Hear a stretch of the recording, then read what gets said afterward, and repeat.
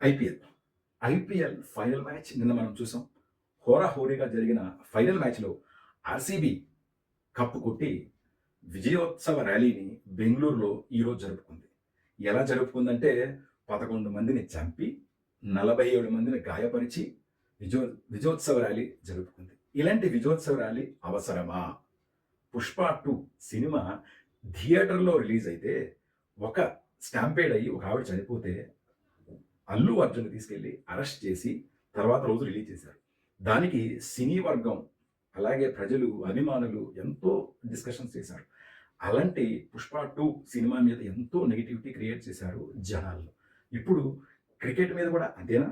11 మంది ముమ్మాటికి 11 మందిని చంపిన అంటే ఒక క్రికెట్ టీమ్ పీపుల్‌ని చంపిన క్రికెట్ మనకు అవసరమా? ఒక్కసారి ఆలోచించండి.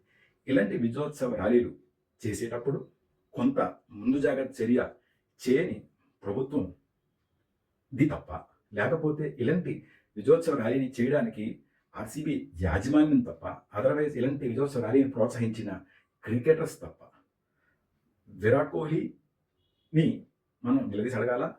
అల్లు అర్జున్ లాగా? ఎందుకంటే 'పుష్ప 2' సినిమాలో అల్లు అర్జున్ హీరో అయితే ఆర్‌సీబీలో విరాట్ కోహ్లీ హీరో.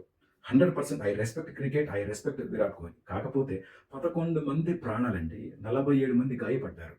ప్రధానమంత్రి గారు కూడా ఎక్స్‌గ్రేషియా ప్రకటించారు. ప్రతి డెత్‌కి 2,00,000 ఎక్స్‌గ్రేషియా. ప్రతి విక్టిమ్ గాయపడిన వాళ్ళకి 50,000. 50,000, 2,00,000తో మనం జీవితాలను తీసుకురాగలమా? ఒక్కసారి ఆలోచించండి. ఇటువంటి దుర్ఘటన జరగకుండా అంటే పునరావృతం కాకుండా ఉండడానికి గవర్నమెంట్ ఎలాంటి ప్రాసెస్ పెడుతుందనేది మనం చూడాలి. ఇప్పుడు ఈ డెత్‌కి ఎవరు?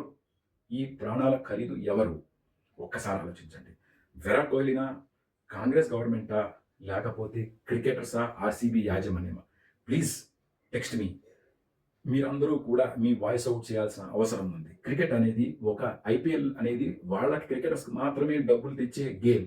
అంతేగాని మనలాంటి ఫ్యాన్స్ అక్కడికెళ్ళి చావుని కొని తెచ్చుకోవడం అవసరమా? ఒక్కసారి ఇది ఫ్యాన్స్ తప్ప, క్రికెటర్స్ తప్ప, ఆర్‌సీబీ బోర్డ్ తప్ప, గవర్నమెంట్ తప్ప, ఎవరు తప్ప అనేది ఒక్కసారి ఆలోచించండి. దయచేసి ఫ్యాన్స్ మితంగా ఉండాలి. Thank you so much. Please comment.